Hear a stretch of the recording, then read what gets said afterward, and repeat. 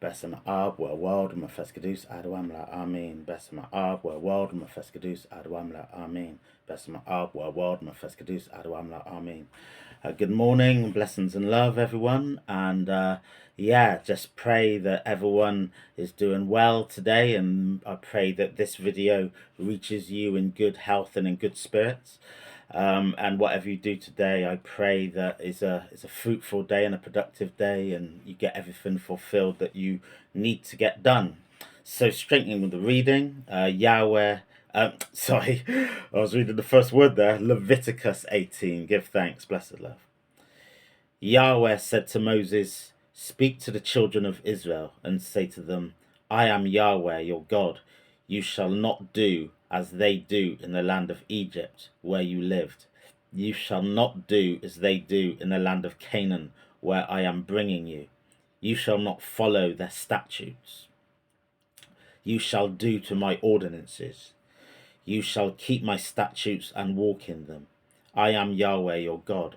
You shall therefore keep my statutes and my ordinances, which if a man does, he shall live in them.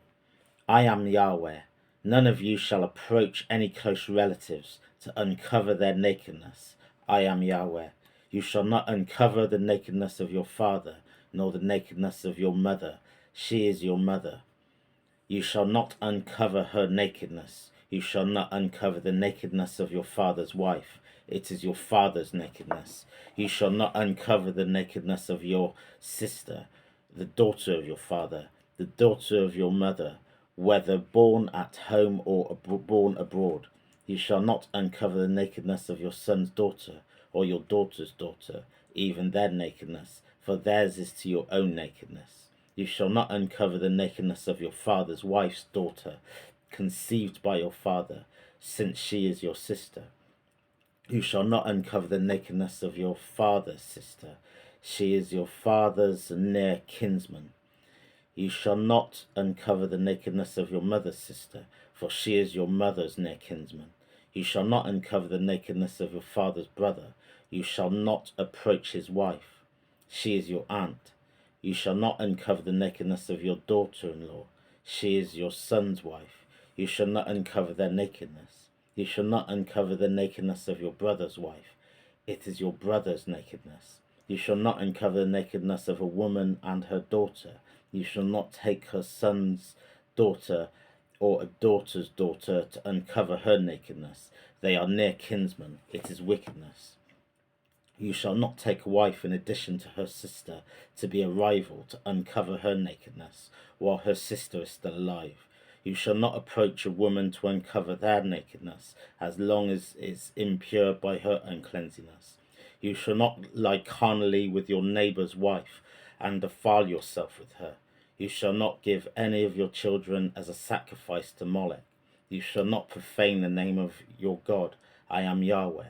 You shall not lie with a man as with a woman. It is detestable. You shall not lie with any animal to defile yourself with it. No animal may give herself to an animal. No woman may give herself to an animal to lie down with it. It is a perversion. Don't defile yourselves in any of these things, for in all the nations which I am casting out before you were defiled. The land was defiled. Therefore I punish its iniquity, and the land vomited out her inhabitants. You therefore shall keep my statutes and my ordinance. I shall not do any of these abominations, neither the native born nor the stranger who lives as a foreigner amongst you. For the men of the land that were before you had done all these abominations, and the land became defiled, and the land not vomit you out also when you defile it, as it vomited out the nations that was before you. You who forever shall do any of these abominations, even the souls that do them shall be cut out from amongst their people. Therefore you shall keep my requirements, that you do not practice any of these abominable customs which are practiced before you, that do not defile yourselves with them. I am Yahweh your God. Blessed love, give thanks, amen. So this is one of these quite strong passages in the Bible that would get a lot of scrutiny and also in, for different reasons, controversy, which I'll get into. I'm, for one, very glad to see the very clear outlawing of incest. We see different instances of incest in Genesis, and that was always frowned upon by God, and those moments were punished by God. And here we have very clear directives that those practices are an abomination and not to be encouraged. So that's very clear, and it's got different examples of different family relationships, etc. So that's good to see. Paedophilia is slightly alluded to because it says children shall not be sacrificed to Molech. Um, but I think within the reading of that, sacrificed is all kinds of sacrifice, not just killing sacrifice, but also sexual sacrifice, if you like. So it's good also to see that in there, even though it's not spelled out in as much detail as incest. And bestiality is also in there and just very clearly outlawed. Where it gets controversial, and no surprises when it talks about homosexuality. They should not lie with a man as with a woman. And that's described as an abomination as well. And I think this is where, within a contemporary context, things have got very challenging. Some churches have, moved away from that and allowed homosexual peoples into the church and into the bishops, etc. And others have standed firm to these words and not allowed it. And I think it's difficult. And I think, as we grow family, friends, family, um, and go towards that persuasion or declare homosexuality, then it's different when you have that experience and it's not outlawed in contemporary society in the same way as these other um, abominable practices like bestiality, like incest, like paedophilia, which are very clear. And for me personally, I have to speak very clearly. And they do say that speak your truth even if your voice shakes. As some people will like what I'm about to say, and others may not like what I'm about to say. But doing these readings, I have to be true, and my head is above the parapet, and I have to kind of honor that really. When it comes to incest, paedophilia, bestiality. If I find that anyone I knew was involved in any of those practices, that's a red line, and they're cut off, and that's me done in terms of those relationships. Do you know what I mean? Because that's a line that you can't that's up for God to judge. And do you know what I mean? In terms of, I'm not the one to be able to forgive those practices. Paedophilia.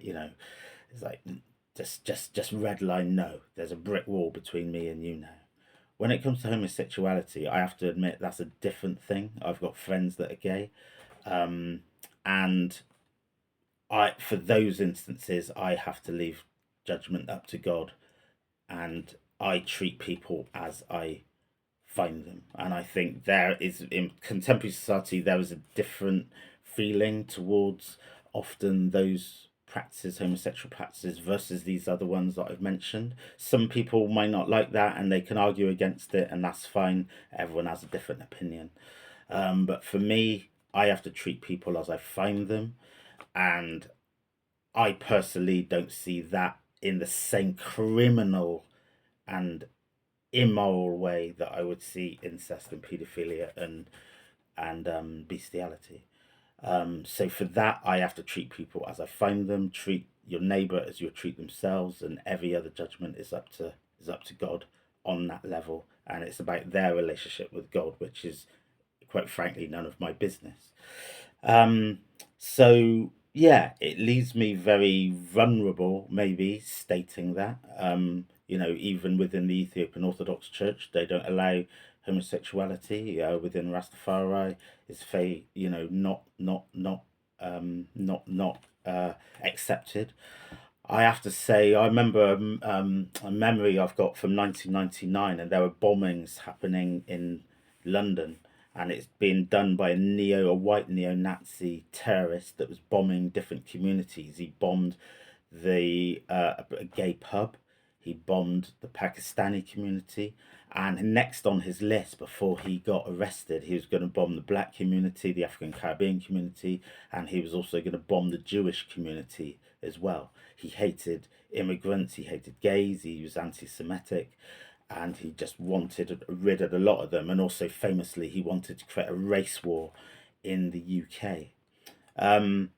And I remember during that time, not long after that, when that got exposed, I went to a carnival in England, and the DJ, reggae DJ, and he's playing a tune that was very predominantly advocating violence against gay people. And the DJ stopped the tune, and he got the whole crowd to chant the lyrics and basically talking about the violence they would do to gay people.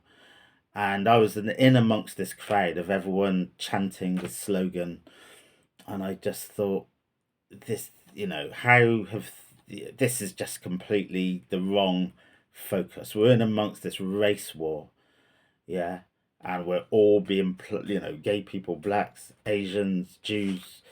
Do you know what I mean? We could see that the devil, we could see the terrorist was this white neo-Nazi, yet here we are chanting about the violence we'd do to this next person that was also victim to the same crimes that we were about to be victim to. Do you know what I mean? And for me, it just showed a very clear misdirection of where our fire should be kind of directed, really.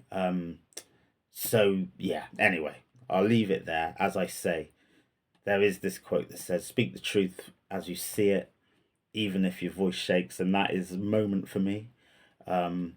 Because, as I say, I know not everyone's going to like what I'm saying on this, but I have to speak truth to how I see things, and I treat people in that context as I find them, and any other judgment has to be left up to God and their relationship with God. And I can't say anything more than that, really. Do you know what I mean? I know I'm not the only one that thinks this. Not many people say it out in the open, but me on this journey, that's where I am. So I have to own that and put this out there in that same spirit. So blessings and love, and hope this is taken in the context and the love and the sincerity that is being offered. And hope you all have a blessed day, and God willing, more tomorrow. Give thanks. One love.